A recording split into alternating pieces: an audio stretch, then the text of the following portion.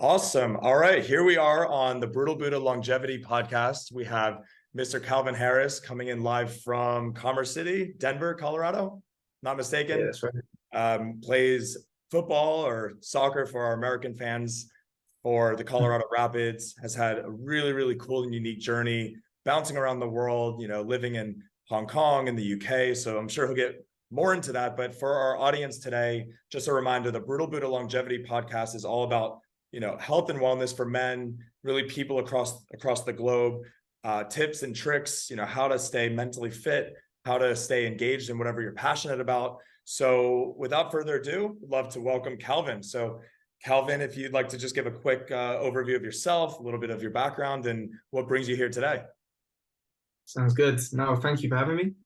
But as you said, yeah, Calvin Harris. I play professional football here in the States, in the MLS at Colorado Rapids. I'm 23 years old, and yeah, as you said, it's been a bit of a journey. I've bounced around the world. Started off in Middlesbrough, England, and yeah, moved to Malaysia, Hong Kong, New Zealand. So kind of all over. So, but now happy to be here. Yeah, thanks for that. So wow, I think it's the first time I'm hearing New Zealand. So can you share a little bit about your experience there? Yeah, so I mean, do you want me to start from the beginning, like how the Yeah. timings were? Yeah, All please. right. So started off in Middlesbrough, England. That's where I was born. And after 4 years, we moved to Malaysia because my dad had an opportunity for work. So they took the challenge on and went for a new adventure and loved it. We stayed there for 4 years. And after those 4 years, we moved to Hong Kong.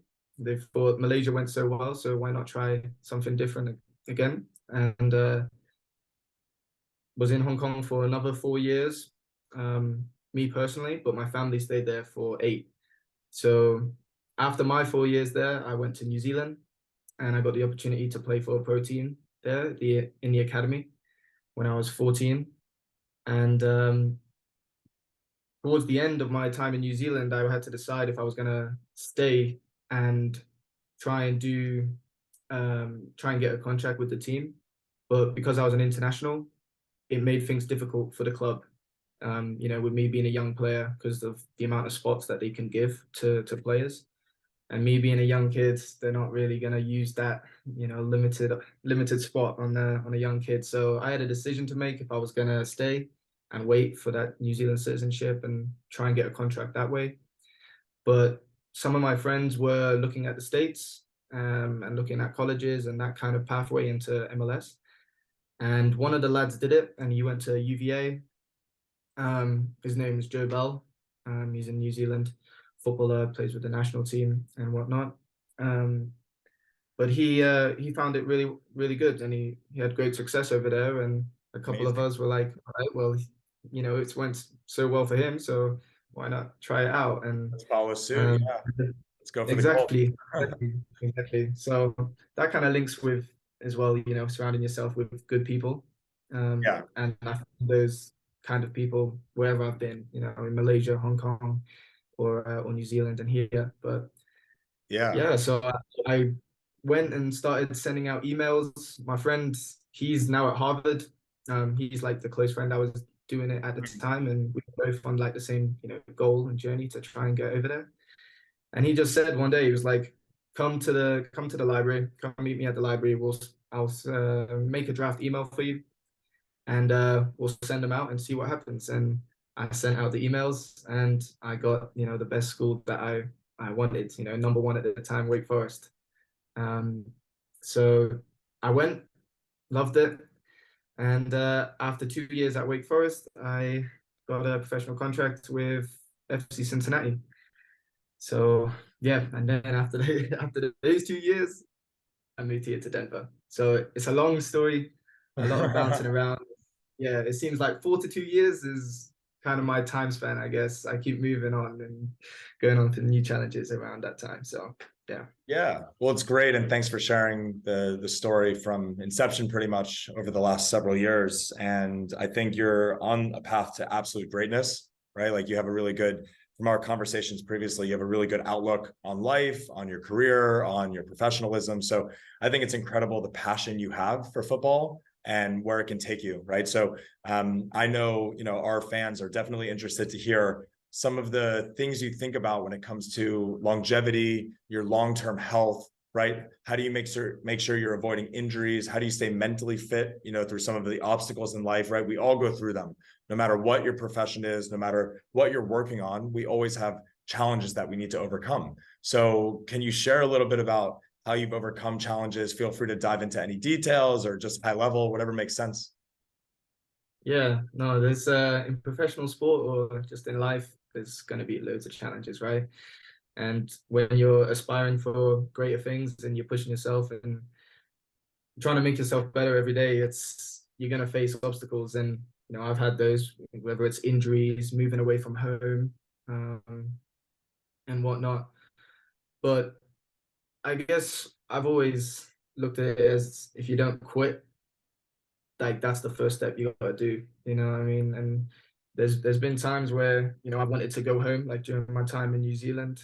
I thought like I would want to go back home and be with family and stuff like that. Or you see people, your friends on social media having a good time and whatnot. Whereas I was stuck in New Zealand, and when I was in New Zealand, I did nothing. It was school, football, back home. You do homework, go to bed, repeat. That's all it was. And that's kind of my life, really. I mean, I've got a lot of time. It's rest, recovery, do your job and kind of relax. But yeah, for me with challenges, one of the ones I've had a tough time with was I had my meniscus surgery on my right knee, and that was in my first year of being a pro, right? So you have all the energy and excitement of reaching what you've been working for your whole life, and it was in a good period as well, where things were going well for me, and something like that happens. I have my knee injury, I have surgery, I'm out for 3 months, and during that time it was you have a lot of time for reflection and looking at things.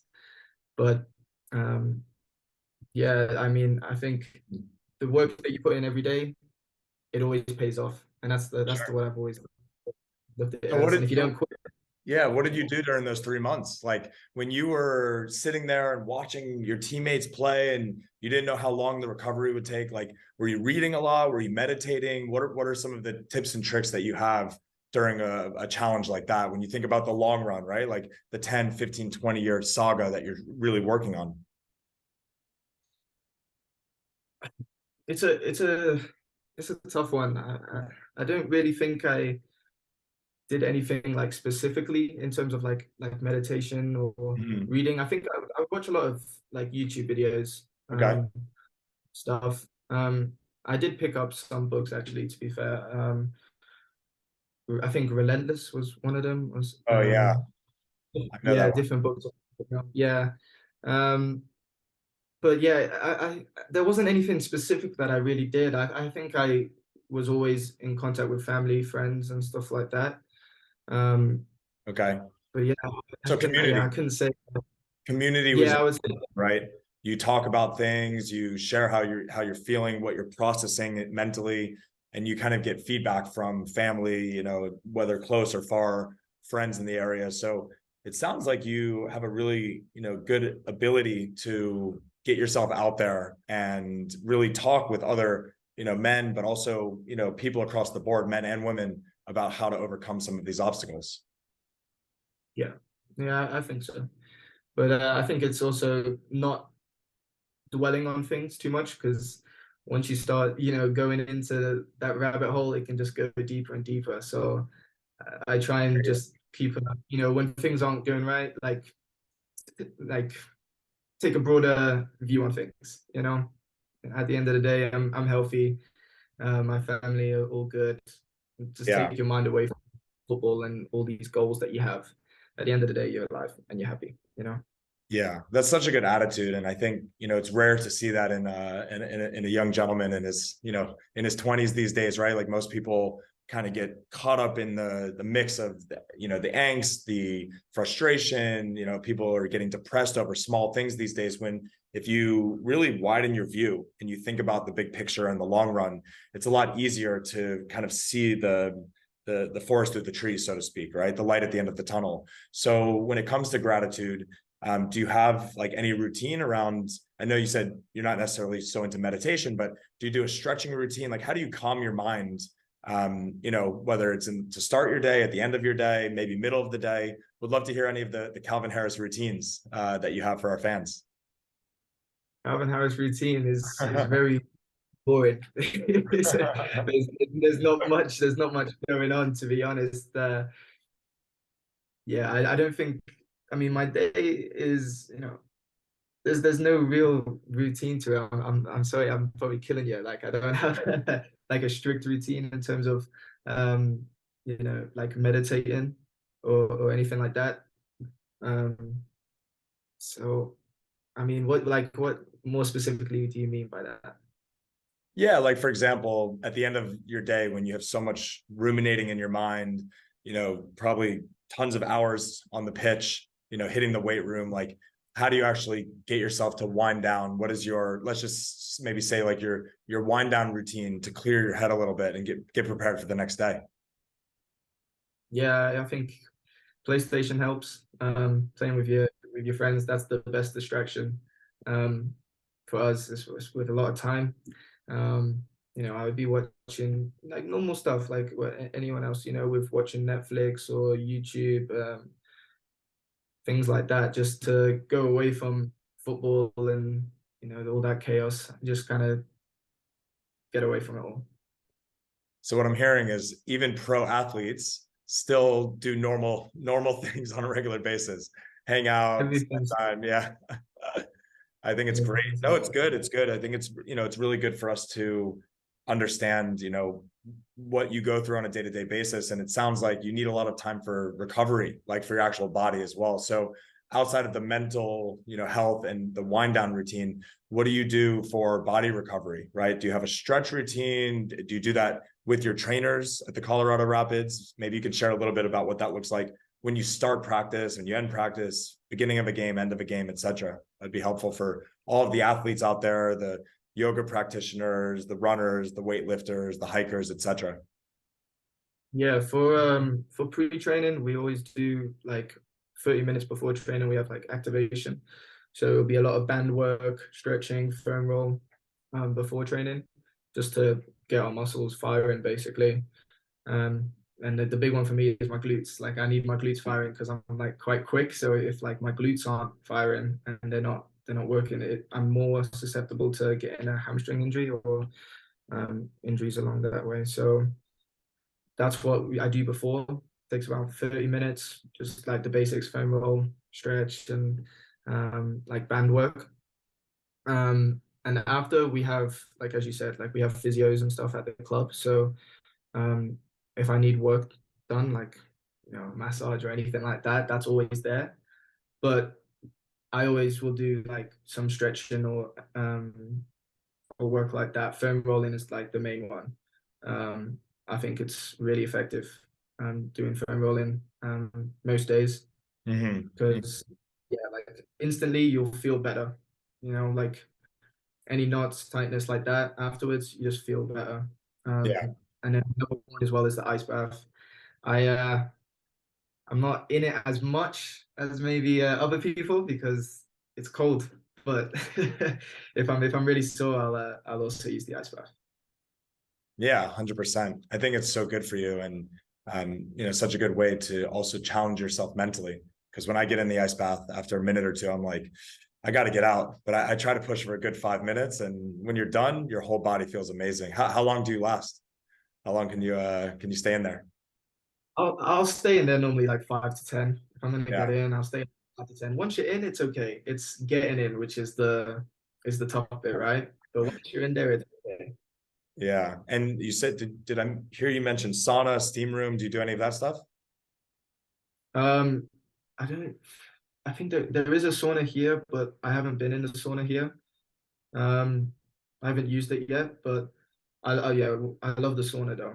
after the sauna, it's the same thing, right? After the sauna, you feel like fresh and you feel really good, and that's what you want as an athlete, right? If your mind's good, if you feel good, um, then you can perform to the best of your ability, right? So Yeah, yeah, all 100%. those things are really important, and I think your like the perspective changes when you're now sharing a locker room with players that are way older than you, right? Like you go from like an academy where everyone's your same age, and then you go into a change room where there's players who are, in their late 30s, mid 30s. So you have a broad range of like ages. Um, and you learn a lot from the older guys in terms of their preparation and how serious they take theirs. Um, and it kind of rubs off on you because if they're doing it, you should as well. So Hmm. Hmm. Yeah, I mean, in a team dynamic like soccer, I would think that you need to communicate constantly, right? When you're on the pitch, whether you're in practice, between you, the offense, defense, the goalie, like, can you share a little bit, whether it's professional football, or, soccer, or, any other team dynamic, even, men's communities out there, in yoga, whatever it may be, like, what lessons do you take away from working on a team and like being part of a wider vision, a wider mission?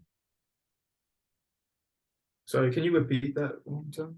Yeah, My yeah. my That's okay. Basically, the question is like, what are some of the best practices you see within a team sport, and how can that apply to other teams in life?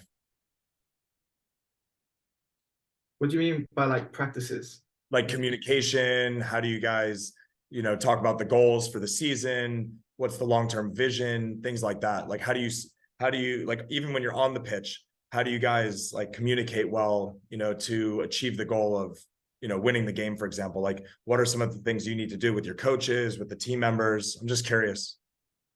Okay. Yeah, I mean the communication is a huge part, not just with the players, but with coaches and the guys upstairs as well, right? The GMs and whatnot. Mhm. Um, you see similarities. I see similarities all the time with professional sport and life. And you can take those skills, like as you say, communication with you in real life as well.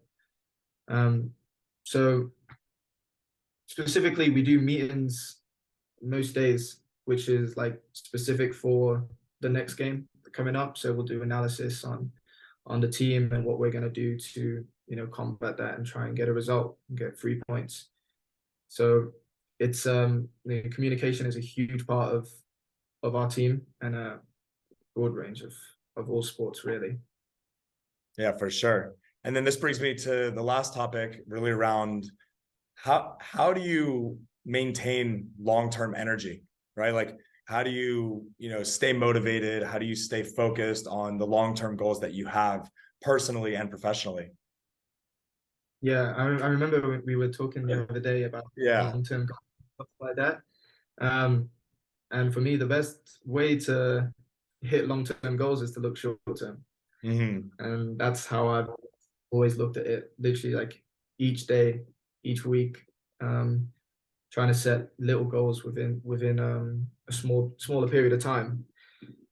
Because when you're checking things off, you're working towards that long-term goal. Whereas if you just have that long goal at the end of the page, and you've got nothing that ticked off going towards that, you can get lost and then feel as if you're not making progress, or get frustrated that you're not reaching that goal in the amount of time that you wanted to. So for me, I've always looked short term, literally day to day. I want to do this today. I want to improve on this. I want to focus on my shooting, um, and that's just the way I've always looked at it. Just always short term with small goals to obviously in the end try and hit that big one. Yeah, that's a great outlook. Yeah, I do remember we spoke about that. I think it's a really good mentality and a way to kind of stay, in the zone without getting too distracted with kind of like the 10 to 20-year plan, which can backfire because things do change over time. And okay, Yeah. so that leads me to I the would, I last would one. never. Sorry, I was gonna say like I would never have thought I would be would have went to the States and done all this stuff. If if I had just a view, just like big, like long term, like maybe these things wouldn't have happened, you know? Yeah, exactly. So you're open to things as they come up. You assess things as they come up, but in the meantime, you focus on what's on your plate. So you almost practice some form of stoicism, right? Like maintaining a focus on what's real and what's present. So that leads me to the last one, Calvin. How do you mentally brace and prepare for, life's hardest moments, right? And of course, share what you feel, if you have any stories, like as you've gone through life and you've come across, mega obstacles, huge challenges, like how do you prepare for these things? How do you embrace, challenges that arise? Yeah, I mean, whenever there's a new challenge, it just means you're going to be better after it. That's how I've always looked at it. If something is really hard, then after it, that means you're going to be even better than you were before.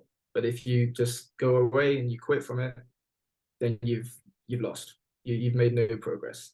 And I try and not get like emotional with the challenges.